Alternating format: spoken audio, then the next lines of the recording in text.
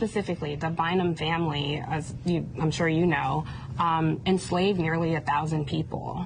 And you inherited that wealth from the family, where the African Americans here in the community had their wealth taken from them.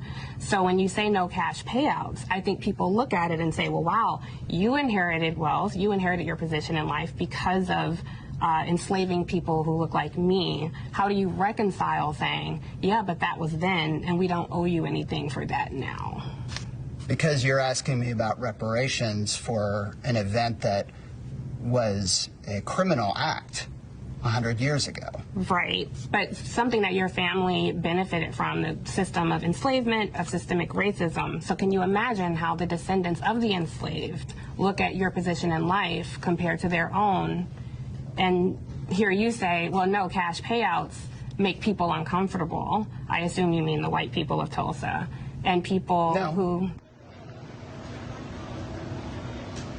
All right, so I should note that we did get a response from the mayor's office, and he says he doesn't know anything about this and did not really address, as you see in my question, his own family's connection to enslavement. But you were the reporter to uncover this, so talk a bit, if you will, about what you uncovered, and if you will, respond to what he said. Wow, I am blown away by his response.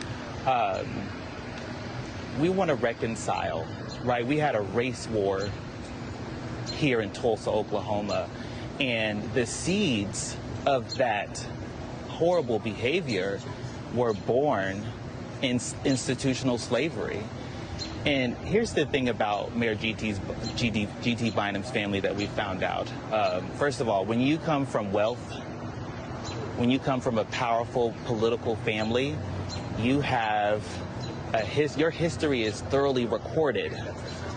And so, you know, what we have found is that at the end of the 1860 slave schedule, Mayor GT Bynum's family, the descendants of the first Bynums that came to Jamestown in 1616, they had a total of 931 enslaved people.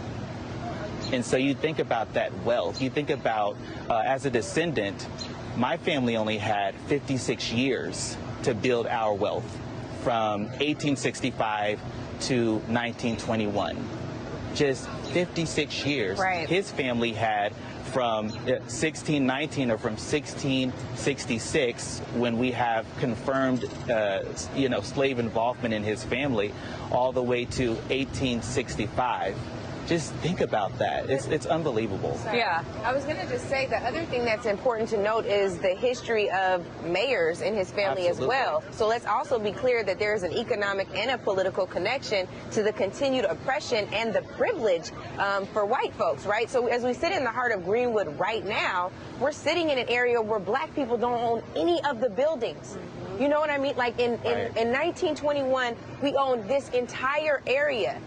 We don't own anything here now. That's something that he could resolve through policy. That's something that must be resolved through policy, to get back to the heart of your first question to me, right? Like, and it needs to happen at the local level, at the state level, at the federal level. They're not even willing to do that. They set up a commission here that raised $30 million, and they can't find a penny of that to go to the survivors or to even ensure economic development that benefits black people.